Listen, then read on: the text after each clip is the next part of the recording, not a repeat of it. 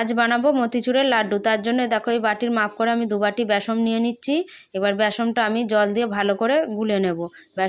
ব্যাটারটা খুব পাতলাও হবে না, আবার খুব ঘনও হবে না।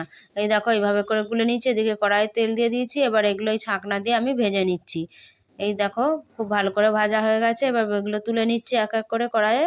এই দেখো আবার একবার দিয়ে দিলাম কড়াইয়ে বেসনটা। এই দেখো খুব সুন্দর করে ভেজে নিয়েছি, সব তুলে নিলাম। এবার তোলা হয়ে গেছে। এই দেখো খুব সুন্দর করে ভাজা হয়েছে। এবার এদিকে কড়াই আমি চিনি সিরা করতে বসিয়ে দিলাম। এই বাটির মাপ করে 2 বাটি চিনি দিয়েছি আর 1.5 বাটি জল দিয়েছি। একটু ফুড কালার দিয়ে দিলাম। এবার এই বোঁদেগুলো আমি মিক্সিতে একটু পেস্ট করে আনবো।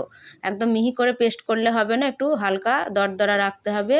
এই দেখো এবার এটা আমি চিনির সিরায় দিয়ে ভালো করে নেড়ে নিলাম। নামানোর আগে একটু ঘি দিয়ে দিলাম। এই দেখো এটা থালায় ঢেলে নিয়েছি, একটু জুড়িয়ে নিলাম, ঠান্ডা করে নিয়েছি। এই দেখো নাড়ুগুলো বানিয়ে নিচ্ছি। খুব সুন্দর হয়েছে লাড্ডুগুলো। কেমন লাগলো?